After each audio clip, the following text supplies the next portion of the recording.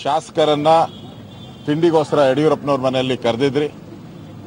ಈ ಬಜೆಟ್ ಅಧಿವೇಶನ ವಿಶೇಷ ಅಧಿವೇಶನ ಪೊಲಿಟಿಕಲಿ ಮತ್ತು ರಾಜ್ಯದ ಜನಗಳ ದೃಷ್ಟಿಯಿಂದನೂ ಕೂಡ ಜನ ನಿರೀಕ್ಷೆ ಮಾಡ್ತಾ ಇದ್ದಾರೆ. ಇಂಥ ಸಂದರ್ಭದಲ್ಲಿ ನಾವು ಈ ಬಜೆಟ್ ಅಧಿವೇಶನವನ್ನು ಯಾವ ರೀತಿ ಸವಾಲಾಗಿ ಸ್ವೀಕಾರ ಮಾಡಿ ಅಲ್ಲಿ ಏನು ಚರ್ಚೆ ಆಗಬೇಕು, ಯಾವ ದಿನ ನಾವು ಯಾವ ಹೋರಾಟ ಮಾಡಬೇಕು, ಪ್ರತಿಭಟನೆ ಮಾಡಬೇಕು, ಇದರ ಬಗ್ಗೆ ಸವಿಸ್ತಾರವಾಗಿ ನಮ್ಮೆಲ್ಲ ಪ್ರಮುಖರ ಜೊತೆ ಇಷ್ಟೊತ್ತೂ ಯಡಿಯೂರಪ್ಪನವರು ಚರ್ಚೆ ಮಾಡಿದ್ದಾರೆ. ಸೊ ಈ ಬಜೆಟ್ ಅಧಿವೇಶನ ಒಂದು ರೀತಿ ಈ ಸರ್ಕಾರದ ಒಂದು ಓರೆ ಹಚ್ಚುವಂಥದ್ದು ಅಗ್ನಿ ಪರೀಕ್ಷೆ ಅಂತ ನನಗನ್ಸ್ತೈತೆ. ಯಾಕೆಂದ್ರೆ ಯಾವುದೇ ಒಬ್ಬ ಕಾಂಗ್ರೆಸ್ಸಿನ ಶಾಸಕರು ಕೂಡ ಈ ಮುಖ್ಯಮಂತ್ರಿಯನ್ನ ನಮ್ಮ ಮುಖ್ಯಮಂತ್ರಿ ಅಂತ ಇದುವರೆಗೂ ಹೇಳೇ ಇಲ್ಲ. ಪ್ರತಿದಿನ ನಮ್ಮ ಮುಖ್ಯಮಂತ್ರಿ ಸಿದ್ದರಾಮಯ್ಯನವರು ಅಂತ ಹೇಳ್ತಾನೆ ಇದ್ದಾರೆ.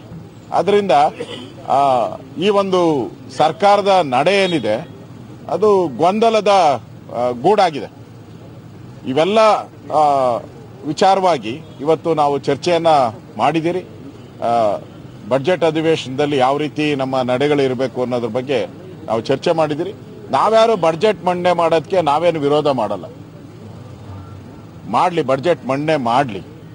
ಆದರೆ ಅವ್ರಿಗೆ ಮೊದಲು ಬಜೆಟ್ ಮಂಡನೆ ಮಾಡಕ್ ಮುಂಚೆ ಇವರು ಮುಖ್ಯಮಂತ್ರಿ, ಕಾಂಗ್ರೆಸ್ ಅವ್ರು ಒಪ್ಕೋಬೇಕು ಇವರೇ ಮುಖ್ಯಮಂತ್ರಿ ಅಂತ.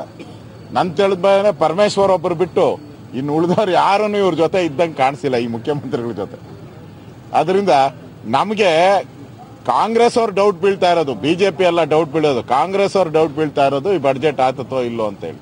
ಆ ದೃಷ್ಟಿಯಿಂದ ನಮ್ಮ ಹೋರಾಟ ಯಾವ ರೀತಿ ಇರಬೇಕು ಅನ್ನೋದ್ರ ಬಗ್ಗೆ ಇವತ್ತು ನಾವು ಚರ್ಚೆ ಮಾಡಿದಿರಿ. ನಾಳೆ ಇವತ್ತು ಶಾಸಕಾಂಗ ಪಕ್ಷ ಸಭೆಯಲ್ಲಿ ಇನ್ನೂ ಹಲವಾರು ಗಹನ ಆದಂಥ ವಿಚಾರಗಳನ್ನು ಚರ್ಚೆ ಮಾಡಿ ಅಧಿವೇಶನದಲ್ಲಿ ಈ ಬಾರಿ ಬಿಜೆಪಿ ಯಾವ ರೀತಿ ಹೋರಾಟ ಮಾಡಬೇಕು ಅನ್ನೋದ್ರ ಬಗ್ಗೆ ಇವತ್ತು ಸಂಜೆ ಒಳಗಡೆ ನಾವು ತೀರ್ಮಾನವನ್ನು ಮಾಡ್ತೀವಿ.